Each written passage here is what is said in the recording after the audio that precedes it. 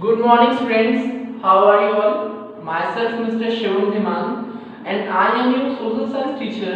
Today, in this video, I will explain the lesson whose name is The Life and Times of Early Man.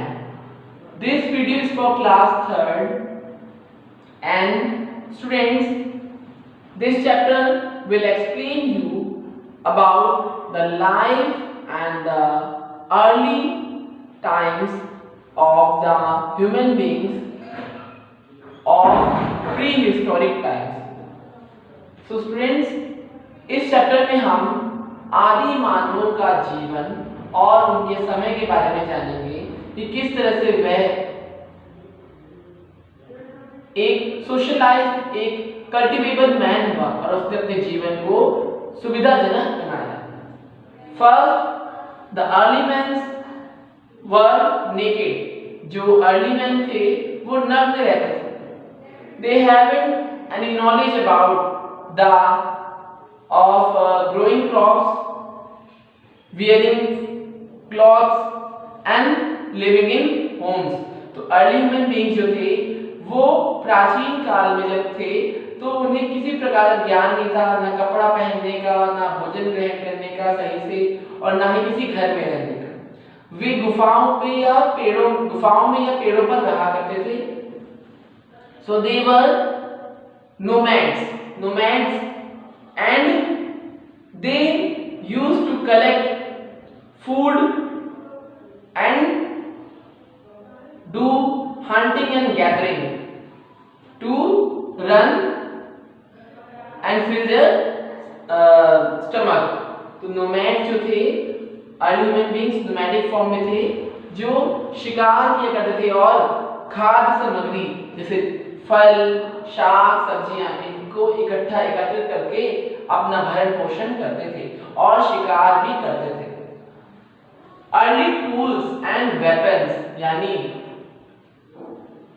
औजार और हथियार। तो शिकार करने के लिए उन्हें किसकी आवश्यकता होती थी? हथियार की, औजारों की।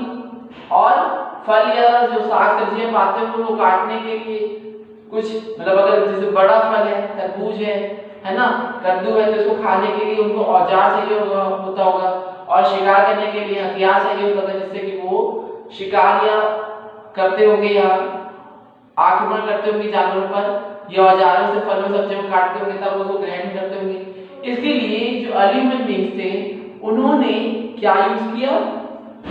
दे use the weapons made of stones, sticks and evenly they use bones and twigs to make them use as a chisel, trowel, wedge etc।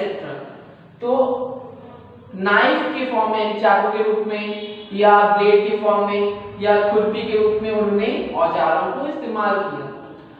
Early times they used to eat food in raw form. तो जो आदि मानव थे वो प्राचीन समय में जो भोजन ग्रहण करते थे, खाते थे, वो कच्चा होता था, ठीक है, वो अनकुक्ड होता था और वो इतना डेलिशियस या टेस्टी नहीं होता होगा। But when they discovered the fire, they got the idea to prepare food by cooking। So how was the fire was discovered? तो किस तरह से अग्नि की खोज हुई? तो there was a story behind this incident that once a storm came into the forest, and the storm was struck in the forest, and when two trees was collided towards each other, it causes a friction and fire was burned। तो एक बार क्या हुआ? तूफान आता है जंगल में और दो पेड़ आपस में टकराते हैं, जिससे क्या निकलती है? चिंगारी, और उससे आग फैल जाती है। अब इससे क्या हुआ? फॉरेस्ट फायर इमर्ज हुआ। फॉरेस्ट फायर के इमर्ज होने से क्या हुआ? जो जंगल था वो जलने लगा, forest was burning and all the creatures who were there run to save their lives, तो जो भी जानवर थे वो दौड़ने लगे इधर अपनी जान बचाने के लिए।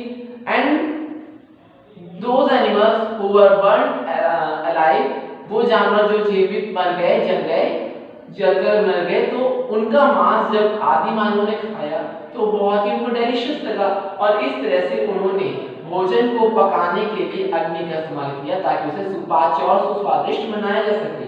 तो उन्हें दो आइडियाज मिले फायर को डिस्कवर करने के, फायर को प्रकट करने के, है ना। तो he got two methods to lit up fire, आग जलाने के दो मेथड्स ने समझ में आए, by striking stones together और by rubbing two sticks together। तो दो तरीके से उसने आग जलाना सीखी, या तो दो पत्थरों को टकराने पर या दो लकड़ियों को आपस में घिसने पर। इससे क्या होता, फायर जल जाती, fire was lit up। Now this fire helped him in many ways, और अब ये आग जो थी उन्हें कई प्रकार से सहायता करती। First it helped them to prepare food, to cook food। तो पहला हेल्प ये था कि जो आग थी वो भोजन बनाने में हेल्प कर रही थी। दूसरी हेल्प ये थी कि it helped them to keep warm during winters and at nights। तो वो आग जो थी वो उनको सर्दियों या रात के दौरान गर्म रखती थी। And it also provided them light in the darkness, तो रात के समय, अंधेरे के समय उन्हें रोशनी भी देती थी। And also prevent them from wild animals, because wild animals were scared of fire. तो आग से जो जंगली जानवर होते थे, जीव जंतु होते थे, वो डरते थे, इसलिए आग जो थी वो उनको हेल्प करती थी, उनको बचाती भी थी जंगली जानवरों से। ठीक है। Now farming.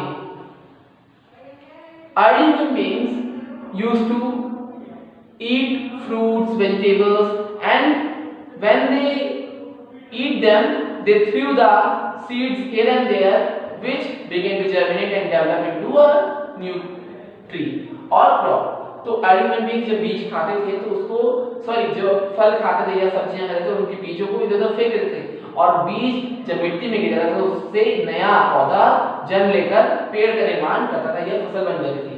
जिससे अर्ली ह्यूमन बीइंग्स ने क्या किया, इन बीजों को कलेक्ट करना शुरू कर दिया, और खाली जमीन पर मतलब जो बैरल लैंड था जहाँ पर कोई भी पेड़ पौधा नहीं था वहां पर इन्होंने बीज को डाले, और बीज जब डाले तो वहां से नए पौधे निकल आए। इस तरह से उसे आइडिया आया कल्टीवेशन का, फार्मिंग का, खेती करने का, कृषि करने का।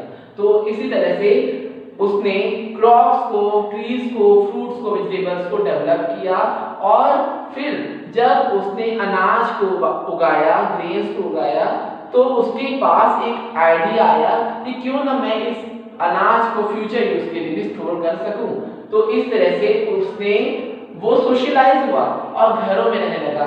उसने ऐसे एरियाज बनाए, ऐसे प्लेसेस बनाई, ऐसा शेल्टर प्रोवाइड किया जहां पर वो ग्रेन्स को स्टोर कर पाए, फ्रूट्स को स्टोर कर पाए या वेजिटेबल्स को स्टोर कर पाए। तो अपने फूड को रखने के लिए उसने हाउसेस का निर्माण किया, और इस तरह से वो सोशलाइज हुआ। और जब उसने कॉटन कल्टीवेट किया होगा तो उससे उसको कॉटन से क्या मिली, फाइबर मिला, और फाइबर से उसने फैब्रिक बनाई। और जब वो पत्तों या खाल यानी कि जो स्किन थी एनिमल से, स्किन से अपनी बॉडी कवर करने लगा, उसके बाद उसने फिर फैब्रिक यानी जो ऊन है या आपका कह सकते हैं कॉटन है, इससे कपड़े बना करके पहनना शुरू किया। तो इस तरह से फार्मिंग के आइडिया से वो सोशलाइज हुआ और एक ऐसा व्यक्ति बना जो सोशलाइज था और साथ ही साथ जिसके अंदर समझ थी। ठीक है। और इस तरह से वो एकल मतलब इंडिविजुअल अर्ली मैन जो था वो कम्युनिटी में डेवलप हुआ, और इस तरह से वो अकेला अर्ली मैन एक फैमिली बनाता है और फैमिली से उसकी कम्युनिटी बनती है, कम्युनिटी से फिर विलेजेस का डेवलपमेंट हुआ। तो अर्ली ह्यूमन बीइंग्स ही विलेजेस के डेवलपमेंट में हेल्पफुल थे। Now invention of wheel, when he developed community society, he need to travel to transport goods and animals from one place to another and also to meet his relatives। तो जब वो community एक सामाजिक प्राणी बन गया मनुष्य, तो अपने वस्तुओं को, अपने जानवरों को या अपने रिश्तेदारों से मिलने के लिए उसे एक जगह से दूसरी जगह जाना पड़ा। तो अर्ली ह्यूमन बीइंग जब पैदल जा रहा था तो वो बहुत कष्टकारी, बहुत लंबा समय लग रहा था और ये यात्रा कठिन हो रही थी। फिर उसने जानवरों का प्रयोग किया, तो जानवर भी इतना भार नहीं सह पाते, ढो पाते, उनको भी दिक्कत हुई। तो उसने देखा कि जो लकड़ी के लट्ठे होते हैं वो नदी में तैरते रहते हैं, तो उससे उसको जब उसने नदी के लकड़ी के लट्ठों को नदी में डाला तो इस तरह से रैफ्ट का निर्माण हुआ, क्योंकि जो लकड़ी के लट्ठे थे वो नदी में डूबते नहीं थे, तो पानी में ना डूबने के कारण उसने लकड़ी के लट्ठों को आपस में बांध दिया और जब उसे नदी में फेंका तो वो तैरने लगा। और इस तरह से बोट का आइडिया इमर्ज हुआ उसके माइंड में। और वैसे ही जब उसने दो लॉग ऑफ वुड को काटा और सर्कुलर डिस्क के फॉर्म में जब जो स्लेज था उस पे रखा, तो इससे रोल करने में वो उसको आसानी हुई और इस तरह से व्हील का इन्वेंशन हुआ और गुड्स को ट्रांसपोर्ट करने में इजियर और हेल्पफुल मींस उसको प्रोवाइड हुआ। अब इसी तरह से उसने कुछ और चेंजमेंट किए व्हील्स में और आज हम व्हील का यूज मॉडर्न टाइम्स में भी करते आ रहे हैं। आप जानते हैं कि आपके घर में जो क्लॉक है उसमें भी एक व्हील है, जो आपके घर में फैन है उसमें भी एक व्हील है, आप मेले में जाते हैं वहां मैरी गो राउंड होता है वो भी एक व्हील है, ठीक है। आप कार, साइकिल, स्कूटर ये सब यूज कर रहे हैं, ट्रेन में जा रहे हैं उसमें भी व्हील, एरोप्लेन में भी व्हील होते हैं। तो व्हील आज हमारी लाइफ को बहुत प्रोग्रेसिव और हेल्पफुल बना रहा है। So this was the chapter explanation of the life and times of early men. So I hope you must have understood about this chapter. If you have any doubt related to any topic, you can ask me in the upcoming Google class. So have a nice day, friends. Thanks for watching this video.